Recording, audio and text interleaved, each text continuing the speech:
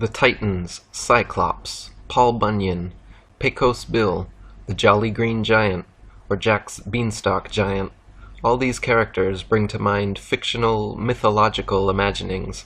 But what about in actual, literal Earth history? Many people assume these so-called tall tales have no basis in fact, but is that true?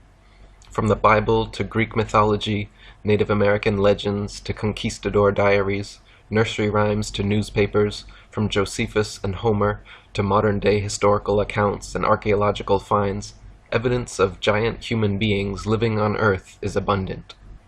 The execration texts of 12th dynasty Egypt, 1900 BC, now on display at the Berlin Museum, mention by name the Anakim giants and Ashdod, the city of the giants.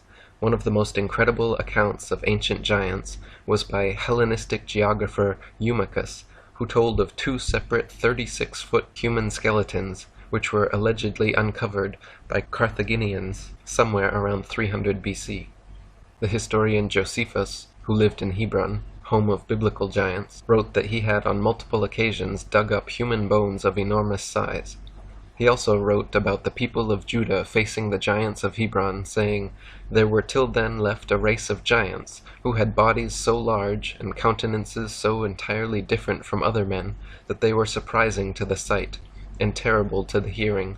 The bones of these men are still shown to this very day, unlike to any credible relations of other men." Josephus also wrote of Eleazar, a Jewish giant that stood over 10 feet tall, being one of the hostages the king of Persia sent to Rome to ensure peace.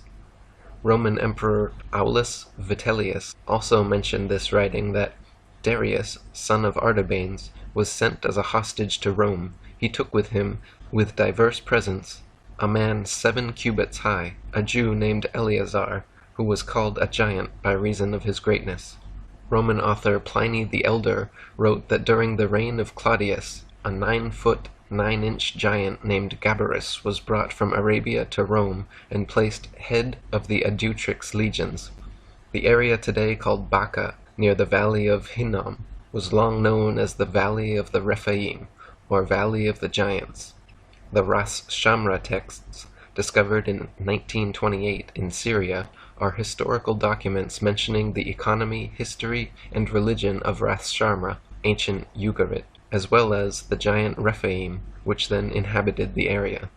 In 135 AD, soon after the Bar Kochba War, Buber's Tanhuma describes Roman Emperor Hadrian's encounter with Rabbi Jonanin ben Zakkai, in which he was shown the skeletons of fallen Amorites measuring 18 cubits, or 30 feet tall.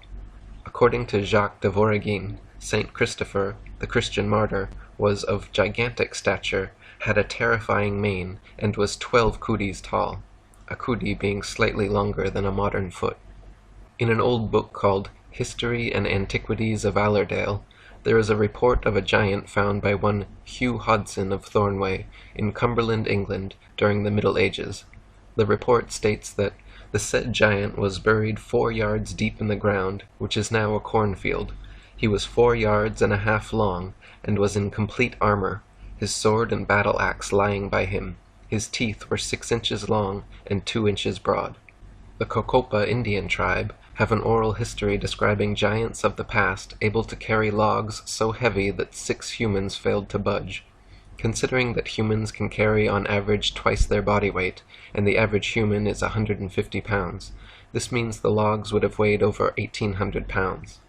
In H.T. Wilkins' book, Mysteries of Ancient South America, he retold old Peruvian tales of a time during their past when a race of giants came from the Pacific Ocean on ships and invaded the lowlands of Peru, forcing the Inca to retreat high into their mountain strongholds in the Andes. The Incas said that some of the giants were so huge that from the knee down they were as tall as a tall man. The Inca legends also closely parallel the biblical account of Sodom and Gomorrah, saying that these giants brought no women with them, and because they were too big for the Inca women, they became homosexual, and one day, while they were publicly polluting the marketplace with these practices, a fire from heaven rained down on them and consumed them. Gary Nelson wrote, "Growing up in Nevada, I had heard stories of the Sitka from the Paiute Indians that lived in the area. They told of red-haired men and women of light-colored skin as tall as 12 feet who originally lived in the area when the Paiutes had first arrived. Evidently, these human giants liked to eat the Indians, so they had problems making friends. The Indian tribes of the area finally joined and ambushed the giants, killing most of them on the spot. The remaining giants took refuge in a cave. The Indians demanded they come out and fight, but the giants refused, so the Indians piled brush into the cave and set it on fire. Any giants that did run out were shot with arrows. The remaining giants were asphyxiated. Many early explorers, including Vespucci, Drake, Coronado, De Soto, and Narvaez, all mention encountering giant human beings in their journeys. The first Europeans to sail along the Patagonian coast were Ferdinand Magellan and his crew in 1520. Their first meeting with the Tehuelches was recorded by Antonio Pigafetta. One day, when no one was expecting it, we saw a giant, completely naked by the sea. He danced and jumped and singing, spread sand and dust over his head. He was truly well built. The captain named these kind of people Patagoni. They have no houses, but huts, like the Egyptians. They live on raw meat, and eat a kind of sweet root, which they call kapak. The two giants we had on board ship ate their way through a large basket of biscuits, and ate rats without skinning them. They drank a half bucket of water at once. When Hernando de Soto reached the territory of the Apalachee around Tallahassee, he recorded meeting a giant Indian chief whom he described as a man of monstrous proportions. At the same time as De Soto, across the continent near present-day California and Arizona, Francisco Coronado was leading a team to search for the legendary beautiful 7 cities of Cibola and ran into several tribes of giants. Pedro de Castaneda, one of Coronado's team members, later wrote a complete history of the expedition mentioning their meetings with giant Indians. In one such passage, he wrote of their encounter with the Seri Indian tribe. Don Rodrigo Maldonado, who was captain of those who went in search of the ships, did not find them, but he brought back with them an Indian so large and tall that the best man in the army reached only to his chest. It was said that other Indians were even taller on the coast. In around 1542, within months of De Soto and Coronado's expeditions, 5-year-old Fray Diego Duran moved with his Christian missionary family to central Mexico and spent most of his life there. During his travels, he recorded several times coming in contact with giant Indians. It cannot be denied that there have been giants in this country. I can affirm this as an eyewitness, for I have met men of monstrous stature here. I believe that there are many in Mexico who will remember, as I do, a giant Indian who appeared in a procession of the Feast of Corpus Christi. He appeared dressed in yellow silk and a halberd at his shoulder and a helmet on his head, and he was all of 3 feet taller than the others. In his book, History of the Indies, Joseph de Acosta also tells a tale similar to Duran's. When I was in Mexico, in the year of our Lord 1586, they found one of those giants buried in one of our farms, which we call Jesus de la Monte, of whom they brought a tooth to be seen, which, without augmenting, was as big as the fist of a man, and according to this, all the rest was proportionable, which I saw and admired at his deformed greatness. Halfway around the world in 1575, when the Tartars invaded Poland, Jacobus Niezabilo Vias defeated a soldier of gigantic size who fought within their ranks. After the battle, the Polish army recorded that his body was of so prodigious a bulk that his carcass reached to the navel of any ordinary person standing by the side of it. Throughout history and all over the world, hundreds of giant skeletons have been discovered, unearthed, recorded, and in recent times photographed and preserved. Thanks to the suppression and censorship by the Smithsonian and other establishment organizations, however, most people are completely unaware of these amazing discoveries. Matt Tufor wrote, "The Smithsonian Institute, National Geographic, the Discovery Channel, and any of the officially sanctioned archaeological expedition teams, between the whole lot of them, have supposedly not been able to cough up one single solitary bone fragment, fossil, or artifact that would evidence these Nephilim. Has the elite-controlled academic mainstream covered something up? Here, then, are a number of these reports about discoveries of the remains of human or humanoid giants. Keep in mind, numerous times these findings were turned over to government authorities, particularly to the Smithsonian, by conscientious and well-meaning citizens, only to have these artifacts then disappear permanently. In 1456, a 23-foot-tall human skeleton was reported and removed from beside a river in Valence, France. In 1577, a 19.5-foot giant skeleton was found under an overturned oak tree in the canton of Lucerne. In 1613, a giant skeleton was found near Chaumont Castle in France and reported to be 26 feet 6 inches tall. In 1829, the Burlington News reported on workers digging into a mound being used to furnish building material for a new hotel in Chesterville, Ohio, when they dug up a giant human skeleton. In 1833, soldiers digging at Lompoc Rancho, California, discovered a giant male skeleton 12 feet tall with double rows of teeth surrounded by giant weapons. In July 1877, 4 prospectors in Eureka, Nevada, found and chipped out several human leg and foot bones encased in solid quartzite. One of the leg bones from heel to knee was 39 inches long, twice the size of a modern-day adult human. In 1879, the Indianapolis News reported that a 9-foot, 8-inch skeleton was excavated from a mound near Brewersville, Indiana. In 1891, workmen excavating near Crittenden, Arizona, discovered a huge stone sarcophagus 8 feet below the surface, which contained the mummified body of a 12-foot-tall giant with 6 digits on each limb.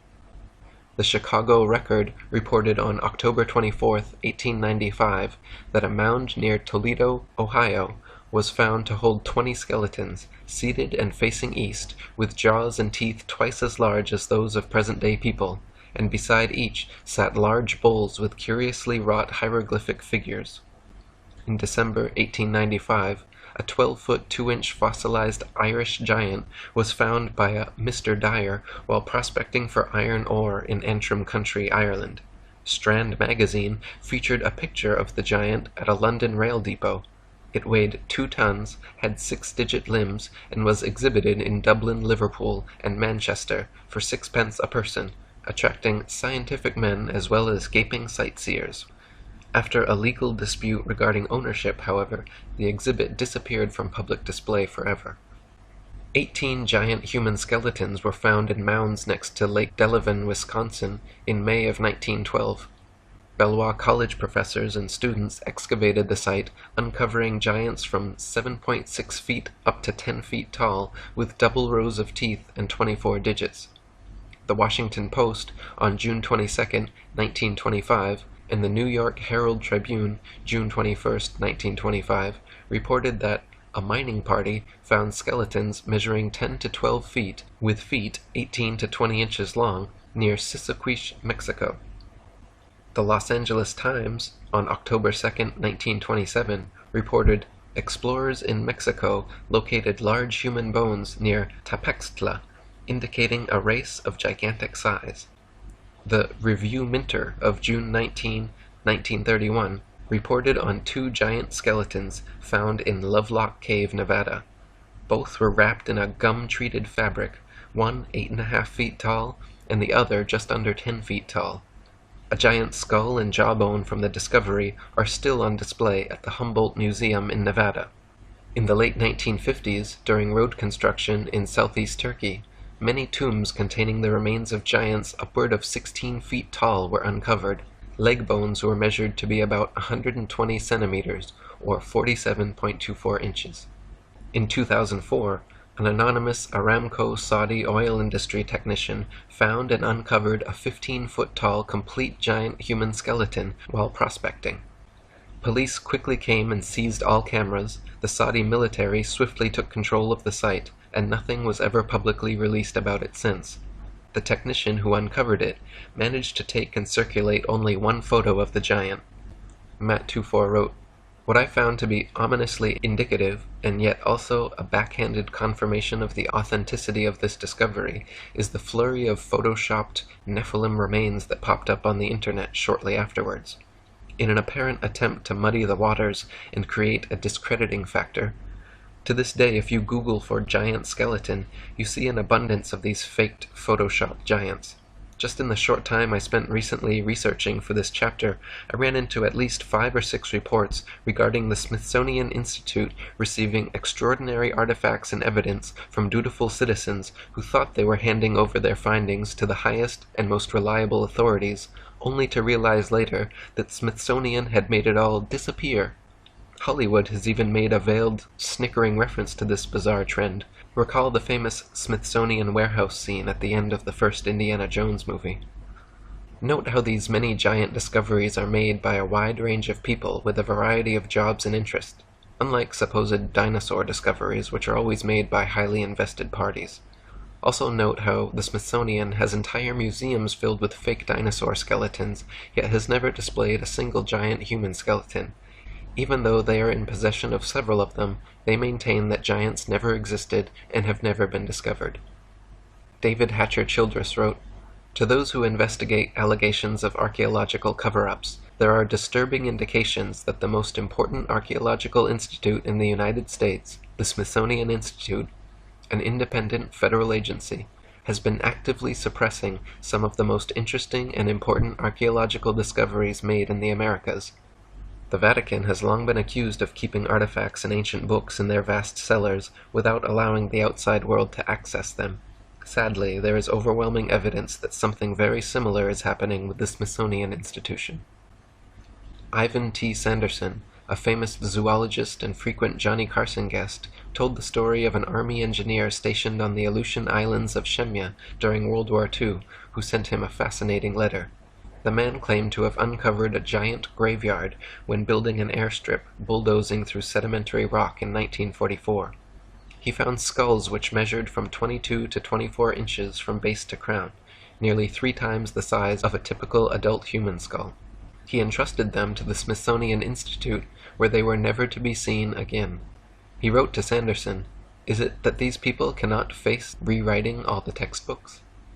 When Spiro Mound in Oklahoma was excavated in the 1930s, an 8-foot-tall giant in full armor was discovered along with a treasure of pearls and other jewels.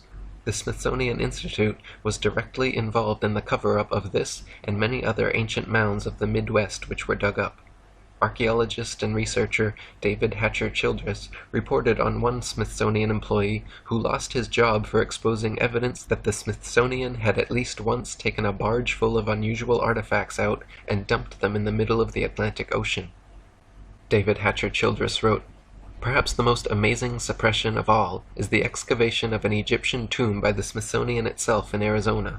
A lengthy front-page story of the Phoenix Gazette on April 5, 1909, gave a highly detailed report of the discovery and excavation of a rock-cut vault by an expedition led by Professor S.A. Jordan of the Smithsonian. The Smithsonian, however, claims to have absolutely no knowledge of the discovery or its discoverers. The area around 94 Mile Creek and Trinity Creek had areas with names like Tower of Set, Tower of Ra, Horus Temple, Osiris Temple, and Isis Temple.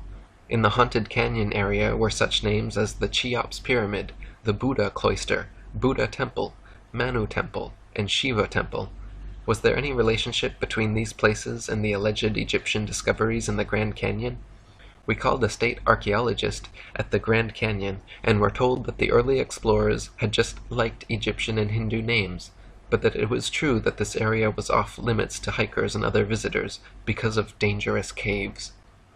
Indeed, this entire area, with Egyptian and Hindu place names in the Grand Canyon, is a forbidden zone. No one is allowed into this large area. We could only conclude that this was the area where the vaults were located. I believe that the discerning reader will see that if only a small part of the Smithsonian Gate evidence is true, then our most hallowed archaeological institution has been actively involved in suppressing evidence for advanced American cultures, evidence for ancient voyages of various cultures to North America, evidence for anomalistic giants and other oddball artifacts, and evidence that tends to disprove the official dogma that is now the history of North America." Gary Nelson wrote, "Recently I took a trip to Peru, and guess what jumped out at me in some of the museums I visited there? Yes, it was giants. In Peru they are not whisked away like they are in the USA. It should be noted that there have been hundreds of giant discoveries in the USA that have been either ignored or taken into custody by the Smithsonian, never to be seen again. The Incas actually had kings that were giants, and had red and blonde hair. In the Gold Museum in Lima, you can still see the clothing and head of an Incan king who stood an easy 10 feet tall. His dried and mummified head is easily twice the size of mine, and I am not a little person. As the Valley of the Rephaim, or Valley of the Giants. The Ras Shamra texts, discovered in 1928 in Syria, are historical documents mentioning the economy, history, and religion of Ras Shamra, ancient Ugarit, as well as the giant Rephaim, which then inhabited the area. In 135 AD, soon after the Bar Kokhba War, Buber's Tanhuma describes Roman Emperor Hadrian's encounter with Rabbi Jonanin ben Zakkai, in which he was shown the skeletons of fallen Amorites measuring 18 cubits, or 30 feet tall. According to Jacques de Voragine, Saint Christopher, the Christian martyr, was of gigantic stature, had a terrifying mane, and was 12 kudis tall. A kudi named the Anakim Giants, and Ashdod, the city of the giants. One of the most incredible accounts of ancient giants was by Hellenistic geographer Eumachus, who told of 2 separate 36-foot human skeletons, which were allegedly uncovered by Carthaginians somewhere around 300 BC. The historian Josephus, who lived in Hebron, home of biblical giants, wrote that he had on multiple occasions dug up human bones of enormous size. He also wrote about the people of Judah facing the giants of Hebron, saying, "There were till then left a race of giants, who had bodies so large, and countenances so entirely different from other men, that they were surprising to the sight, and terrible to the hearing. The bones of these men are still shown to this very day, unlike to any cruddy being slightly longer than a modern foot." In an old book called History and Antiquities of Allerdale, there is a report of a giant found by one Hugh Hodson of Thornway, in Cumberland, England, during the Middle Ages. The report states that the said giant was buried 4 yards deep in the ground, which is now a cornfield. He was 4 yards and a half long, and was in complete armor, his sword and battle-axe lying by him. His teeth were 6 inches long and 2 inches broad. The Cocopa Indian tribe have an oral history describing giants of the past able to carry logs so heavy that 6 humans failed to budge. Considering that humans can carry on average twice their body weight, and the average human is 150 pounds, the Titans, Cyclops, Paul Bunyan, Pecos Bill, the Jolly Green Giant, or Jack's Beanstalk Giant, all these characters bring to mind fictional, mythological imaginings. But what about in actual, literal Earth history? Many people assume these so-called tall tales have no basis in fact, but is that true? From the Bible to Greek mythology, Native American legends to conquistador diaries, nursery rhymes to newspapers, from Josephus and Homer to modern-day historical accounts and archaeological finds, evidence of giant human beings living on Earth is abundant. The execration texts of 12th Dynasty Egypt, 1900 BC, now on display at the Berlin Museum, mention edible relations of other men. Josephus also wrote of Eleazar, a Jewish giant that stood over 10 feet tall, being one of the hostages the king of Persia sent to Rome to ensure peace. Roman Emperor Aulus Vitellius also mentioned this, writing that Darius, son of Artabanes, was sent as a hostage to Rome. He took with him, with diverse presents, a man 7 cubits high, a Jew named Eleazar, who was called a giant by reason of his greatness. Roman author Pliny the Elder wrote that during the reign of Claudius, a 9-foot, 9-inch giant named Gabarus was brought from Arabia to Rome and placed head of the Adutrix legions. The area today called Baca, near the valley of Hinnom, was long known